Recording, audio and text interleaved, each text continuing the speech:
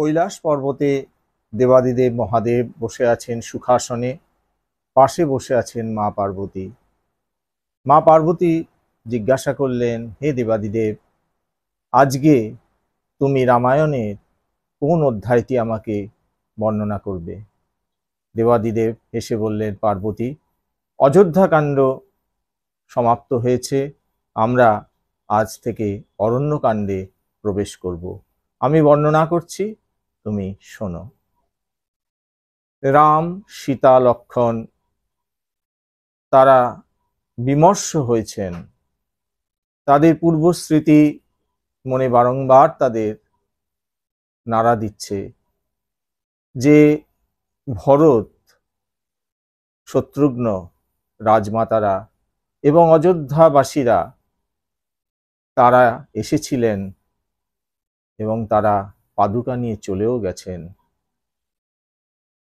তারা যে ছিলেন এখানে, সেই স্মৃতিটা তাদের মনকে উতলা করে দিচ্ছে। তার থেকেও বড় জিনিস হলো যে এত সৈন্য সামন্ত এবং অশ্ব গজ তাদের চলাফেরাতে সেই স্থানটা কিন্তু মলিনতা প্রাপ্ত হয়েছে। সুতরাং এই স্থানে আর থাকা ঠিক নয়।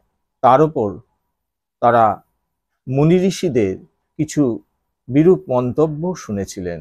সুতরাং তারা ঠিক করলেন আরো গভীর অরণ্যে তারা প্রবেশ করবেন। এইভাবে তারা সেই স্থান ত্যাগ করে একটি গভীর অরণ্যে প্রবেশ করলেন। শাপথ সংকুল এবং দুর্গম সেই অরণ্য। তারা সেই অরণ্যে প্রবেশ করে কিছুটা দূরেই এক মুনির আশ্রম দেখতে পেলেন এবং সে আশ্রমে তারা পৌঁছাবা মাত্রই আশ্রমবাসীরা পাদ্য অর্ঘ্য দিয়ে তাদের বরণ করলেন এবং সেই মুনিবর বললেন, হে প্রভু, আমি অনেক আগেই দৈববাণী পেয়েছিলাম যে আপনি আমার এই আশ্রমে আসবেন এবং এই আমার আশ্রমকে পবিত্র করবেন। আমরা মহাভাগ্য করেছি যে আজ আপনাদের দর্শন করলাম। আপনি প্রভু আমাদের এই আশ্রমেই বসবাস করুন এবং আমাদের উপদেশ দিন আমাদের সাধন ভজনে কিভাবে আরো উন্নতি করা যায়। প্রভু রামচন্দ্র হাসলেন যে আমরা বনবাসী আর আপনারা সংসার ত্যাগী, জিতেন্দ্রীয়, ব্রহ্মজ্ঞানী, আমি কি উপদেশ আপনাদের দেব? তখন মুনিবর বললেন যে প্রভু, আমাদের এখানে সবকিছুই ভালো, এই গভীর অরণ্যে আমাদের কোনো কিছুই অসুবিধা নেই, কিন্তু একটি অসুবিধা আছে। একটি রাক্ষস, সে আমাদের ভীষণভাবে জ্বালাতন করছে এবং তার প্রধান লক্ষ্যই হচ্ছে মুনি ঋষিদের মাংস ভক্ষণ করা। সে তপবলে আজ এইসব কাজ করছে। তার তপবল এত গভীরভাবে আমাদের ক্ষতি করছে যে আমরা কিছুতেই তাকে কিন্তু নিয়ন্ত্রণে আনতে পারছি না। রামচন্দ্র বললেন, সেই রাক্ষসের নাম কি? তারা বললেন, তার নাম হচ্ছে বিরাট। বিকট দর্শন, সে ব্যাঘ্রচর্ম পরিধান করে এবং হাতে একটা ত্রিশূল নেয়। সে ত্রিশূলের মধ্যে নরমুণ্ড গাঁথা থাকে। তার দাঁতও কিন্তু বড় বড় এবং তার সমস্ত আকৃতিটাই একটা রাক্ষসের মতো। সে নিমেষের মধ্যেই অসংখ্য মুনিকে মেরে ফেলতে পারে এবং তাদের রক্ত মাংস মজ্জা দিয়ে তার ক্ষুধা নিবৃত্ত করে। তখন লক্ষ্মণ বললেন, তা আমরা এসে গেছি, আপনাদের আর কোনো চিন্তা নেই। তখন রাম, লক্ষ্মণ এবং সীতা তারা কিছুক্ষণ বিশ্রাম করলেন সে আশ্রমে এবং সে আশ্রমবাসীরা তাদের যথোচিত আদর আপ্যায়নের ব্যবস্থা করলেন। কিছুক্ষণ পরে বিকট শব্দে সেখানে এসে হাজির হলো সেই বিরাট। বিরাট রাম এবং লক্ষ্মণকে দেখে বলল যে তোরা এই মুনিদের আশ্রমে কেন এসেছিস, এবং তোদের সঙ্গে এই সুন্দরী নারীটিই বা কে? তোরা ঋষির মতো পোশাক পরিচ্ছদ পরেছিস, আবার সঙ্গে একটি নারীকে নিয়ে ঘুরছিস। তোরা যদি সত্যি ঋষি হতিস তাহলে তোদের বোঝা উচিত ছিল যে দুটি পুরুষের সঙ্গে একটি নারীর কখনোই থাকা উচিত না। এই ব্যভিচারে তোরা লিপ্ত হয়েছিস। আজই তোদের আমি শাস্তি দেব। তোদের শাস্তি হচ্ছে এই নারীকে আমি হরণ করলাম। বলে তিনি সীতা দেবীকে কাঁধে তুলে নিলেন এবং ছুটতে শুরু করলেন। তখন সেই মুনির এবং তার আশ্রমবাসীরা বললেন, হে রাম, হে লক্ষ্মণ, তুমি অবিলম্বে সীতাকে উদ্ধার করো, কারণ বিরাট বারংবার বলছে বহুদিন পরে আমি এরকম একটি সুন্দরী নারী পেলাম এবং আমি তাকে বিবাহ করব, এবং তপবলে আমার যা শক্তি অর্জন হয়েছে আমাকে কেউ কখনো কিন্তু মারতে পারবে না। রাম এবং লক্ষ্মণ কিছুটা স্তব্ধ হয়ে গেলেন। তখন লক্ষ্মণ বললেন, দাদা তুমি চিন্তা করো না, আমি বলেছিলাম না আমাদের চিরশত্রু ভরত এবং লক্ষ্মণকে এবং অযোধ্যায় যারা আমাদের বিরোধিতা করবে তাদের আমি হত্যা করব, সেই জন্য আমি বাণ কিন্তু তৈরি করেই রেখেছি। হ্যাঁ, আমার ভুল হয়েছিল, ভরতকে আমি ভুল বুঝেছিলাম, কিন্তু এই বাণটি আজ আমার কাজে লাগবে। তখন তারা সেই বিরাধের পিছনে পিছনে ছুটছেন এবং সীতা দেবী বারংবার আত্মরক্ষার জন্য চিৎকার করছেন। কিছুক্ষণ পরে তারা দুজন বিরাটকে ধরে ফেললেন এবং বিরাদের সঙ্গে তারা মল্লযুদ্ধ শুরু করলেন। বিরাট তার কাঁধ থেকে সীতা দেবীকে নামিয়ে রাখলেন এবং প্রচণ্ডভাবে বিরাদের সঙ্গে রাম এবং লক্ষ্মণের যুদ্ধ শুরু হলো। প্রথমে মুষ্টিযুদ্ধ, তারপর তীর দিয়ে তারা একে অপরকে বাণবিদ্ধ করছেন। রাম লক্ষ্মণ তীর ছুটছেন, বিরাট নিমেষের মধ্যেই সেই বাণগুলোকে নষ্ট করে ফেলছেন। তখন প্রভু রাম কৌশল করে বিরাটকে একটি জায়গায় নিয়ে গেলেন এবং সেই জায়গায় একটা গর্ত ছিল বা পরিখার মতো ছিল। তিনি নিমেষের মধ্যে বিরাদের একটি হাতকে চূর্ণ বিচূর্ণ করে ফেললেন। সঙ্গে সঙ্গে লক্ষ্মণও তার বুকে পা দিয়ে তাকে কিন্তু সেই পরিখাটার দিকে ঠেলে দিতে লাগলেন। তখন বিরাট করুণ স্বরে বললেন, হে প্রভু রাম, আমি অভিশাপগ্রস্ত এক কুবের। যে মুনি আমাকে অভিশাপ দিয়েছিলেন তিনি আমাকে বললেন যে প্রভু রাম এবং লক্ষ্মণ তারা যদি তাদের চরণ যুগল দিয়ে তোমাকে আঘাত করে এবং তোমার এই শরীরকে ক্ষতবিক্ষত করে তাহলেই কিন্তু তোমার মুক্তি অনিবার্য। হে প্রভু রাম, আপনি আমাকে ক্ষমা করুন। আমি ছলনার আশ্রয় করে আপনার পত্নী সীতা দেবীকে আমি আকর্ষণ করেছিলাম এবং আপনি আমাকে সেই পরিখাটির মধ্যে পদাঘাত দিয়ে ফেলে দিন, তাতেই আমার মুক্তি। রাম লক্ষ্মণ স্মিত হাস্যে বলে, তাই হোক, তোমার মুক্তি হোক, বলে বিরাটকে পদাঘাত করতে করতে সেই পরিখার মধ্যে ফেলে দিলেন। নিমেষের মধ্যে সেই বিরাটের শরীর মিলিয়ে গেল, তার থেকে এক দেব পুরুষ বেরিয়ে আসলেন এবং রাম লক্ষ্মণ সীতা দেবীকে প্রণাম করে নিমেষে মেরিয়ে দিলেন। বিরাট মুক্তি পেয়ে গেল এবং সীতা দেবী তখন বললেন যে আমরা বনবাসী হয়েছি, কিন্তু দেখতে পাচ্ছি যে কারণে অকারণে হে প্রভু তুমি কেন মুনি ঋষিদের কথায় এই রাক্ষসদের উপরে অত্যাচার শুরু করেছ? তখন রামচন্দ্র বললেন, সীতা তুমি কি বলছো? রাক্ষসরা মুনি ঋষিদের পীড়ন করছে, অত্যাচার করছে। আমার কাজই হচ্ছে শরণাগতকে রক্ষা করা। আর তুমি বলছো আমি হাসি মুখে, যেহেতু আমরা বনবাসে এসেছি, আমরা কাপুরুষের মতো নিজেদের আত্মগোপন করে থাকবো, এ আমার দ্বারা হবে না। সীতা, তুমি আমাকে এই অনুরোধ করো না।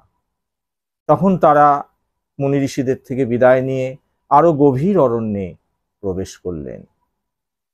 সেইখানে অগস্ত্য মুনির আশ্রম তারা দেখতে পেলেন।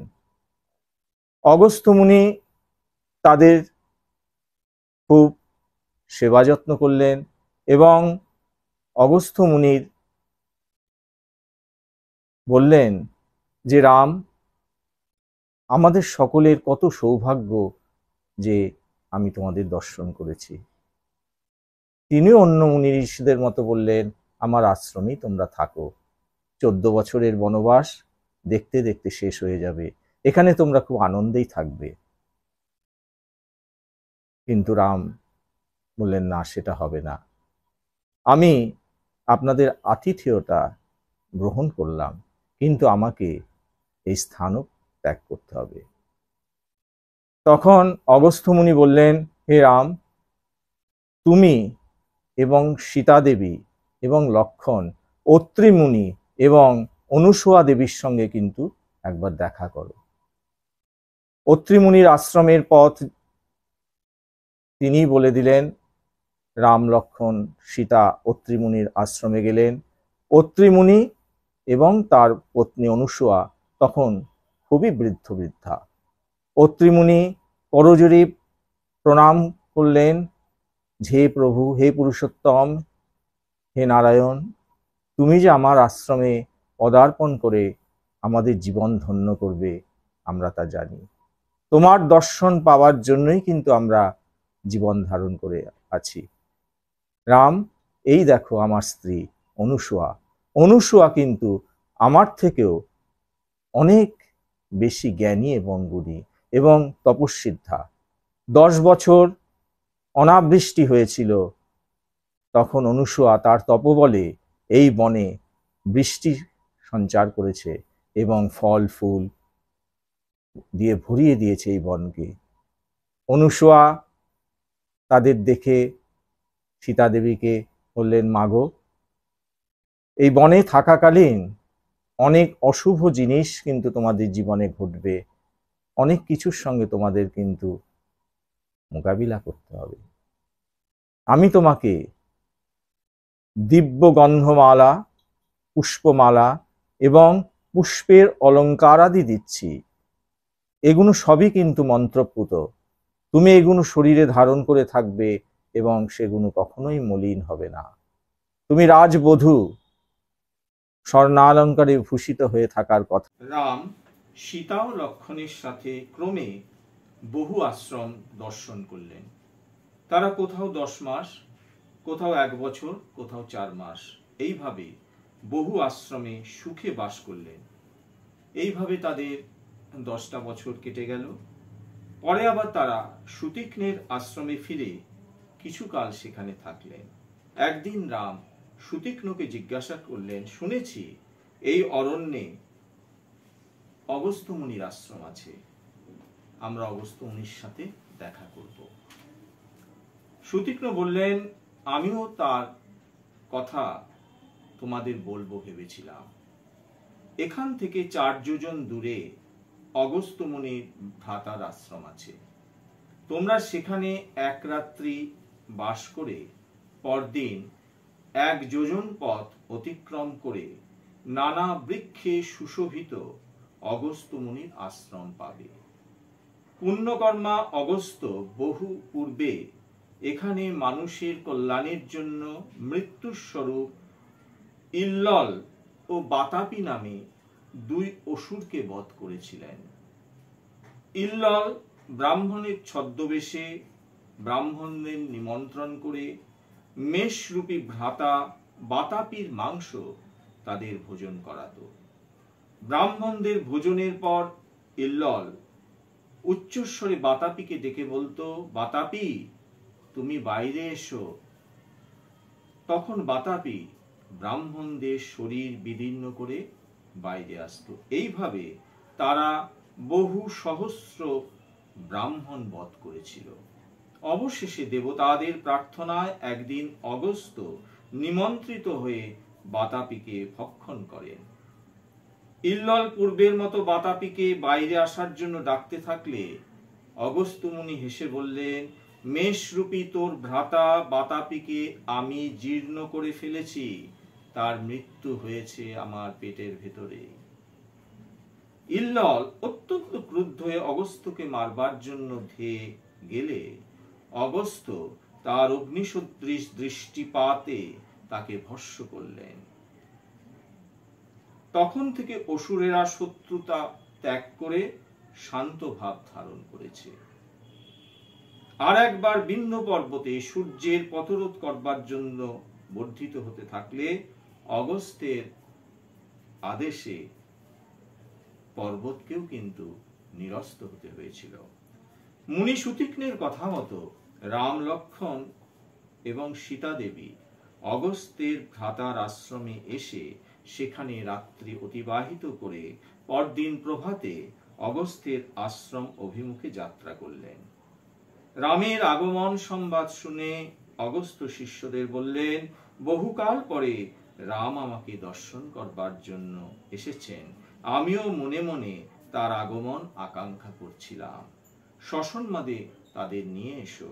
অগস্ত্য তাদের অতি আদর গ্রহণ করে বললেন, তুমি ধার্মিক এবং সমস্ত লোকের রাজা, সুতরাং তুমি আমার প্রিয় অতিথি। হে পুরুষ শ্রেষ্ঠ রাম, পূর্বে বিশ্বকর্মার নির্মিত এই স্বর্ণ হীরক খচিত দিব্য বৈষ্ণব ধনু, সূর্যের প্রভাব বিশিষ্ট অমোঘ ব্রহ্মদত্ত নামক স্বর কোষস্থিত স্বর্ণভূষিত অসি এবং অগ্নিসদৃশ তীক্ষ্ণ স্বরে পূর্ণ অক্ষয় তৃণোদয় ইন্দ্র আমাকে দিয়েছিলেন। তুমি এসব আমার কাছ থেকে গ্রহণ করে যুদ্ধে বিজয়ী হও। রাম, তোমাদের প্রতি আমি অত্যন্ত প্রীত হয়েছি। জনক নন্দিনী সীতা কখনো কষ্ট সহ্য করেননি, প্রতিভক্তির জন্য তিনি তোমার সাথে এই কষ্টদায়ক বনে এসেছেন। দেবীগণের মধ্যে যেমন অরুন্ধতী, ইনিও সেই রূপ পবিত্রতায় সকলে শ্রেষ্ঠ এবং প্রশংসনীয়। যাতে এর সন্তোষ হয় তুমি তাই করবে। তোমরা এখন পরিশ্রান্ত, বিশ্রামের প্রয়োজন। তোমরা এখানে বাস করলে এই প্রদেশ অলঙ্কৃত হবে। অগস্ত্যের কথা শুনে রাম বললেন, আপনি আমাদের গুরু, আপনি যখন আমাদের উপর সন্তুষ্ট হয়েছেন তখন আমরাও ধন্য হয়েছি। আপনি বহুবন শোভিত একটি স্থান, যেখানে অল্প আয়াসে জল পাওয়া যায়, সেই জায়গার কথা বলুন। সেখানে আশ্রম নির্মাণ করে আমরা সুখে বাস করব। রামের কথা শুনে মহামুনি অগস্ত্য একটু চিন্তা করে বললেন, এখান থেকে 2 যোজন দূরে পঞ্চবটি নামে বহু ফলমূল সমন্বিত একটি স্থান আছে। সেখানে অল্প আয়াসেই জল পাওয়া যায়। তুমি সেখানে গিয়ে লক্ষণের সাহায্যে আশ্রম তৈরি করে পিতৃসত্য পালন করো। সেই স্থান গোদাবরী নদীর তীরে অবস্থিত এবং অতি মনোরম। তোমরা সেখানে সুখে অবস্থান করে তপস্বীদের রক্ষা করবে। অগস্ত্যের কাছে বিদায় নিয়ে রাম, সীতা, লক্ষ্মণ পঞ্চবটির দিকে যাত্রা করলেন। পথে এক মহাপরাক্রমশালী বিশাল দেহ গৃধ্র পক্ষীকে দেখতে পেলেন। তাকে রাক্ষস মনে করে রাম জিজ্ঞাসা করলেন, তুমি কে? সেই গৃদ্ধ অতি মধুর স্বরে বললেন, বৎস, আমি তোমার পিতা দশরথের বন্ধু। রাম তখন পিতৃতুল্য জ্ঞানে তার পূজা করে পরিচয় জিজ্ঞাসা করলেন। গৃধ্র বললেন, বিনতার গর্ভে গরুর ও অরুণ নামে 2 পুত্র জন্মায়। অরুণ আমার পিতা, আমার নাম জটায়ু, এবং সম্পাতি আমার জ্যেষ্ঠ ভ্রাতা। জটায়ু আরো বললেন, রাম, তুমি যদি চাও তবে পঞ্চবটিতে বাসের সময় আমি তোমাদের সহায়ক হব। তুমিও লক্ষ্মণ অন্যত্র গেলে আমি সীতাকে রক্ষা করব। জটায়ুর কথা শুনে রাম অত্যন্ত আনন্দিত হয়ে তাকে আলিঙ্গন করলেন এবং সীতার রক্ষার ভার তাকে অর্পণ করে খুশি হলেন। জটায়ু লক্ষ্মণের সাথে পঞ্চবটিতে প্রবেশ করলেন। পঞ্চবটিতে এসে রাম ভাই লক্ষ্মণকে বললেন, আশ্রমের জন্য স্থান নিরূপণে তোমার অদ্ভুত নৈপুণ্য রয়েছে, সেই জন্য আমাদের আশ্রমের জন্য তুমি একটি স্থান ঠিক করো। পার্বতী, অরণ্যকাণ্ডের আজ এখানেই আমি বিশ্রাম করছি। পরবর্তী অধ্যায়ে অরণ্যকাণ্ডকে আমি আরো বিস্তারিতভাবে আলোচনা করব। জয় শ্রীরাম, জয় শ্রীরাম, জয় শ্রীরাম। ওম রামায় রামচন্দ্রায় রামভদ্রায় বেধসে রঘুনাথায় নাথায় সীতায় পতয়ে নমঃ। শ্রী রঘুপতি রাম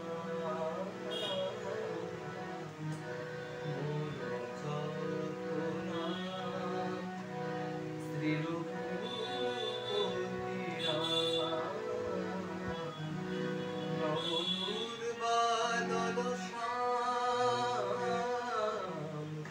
নবদুর্বাদল শ্যাম নয়নাভিরাম জগন্নাথ।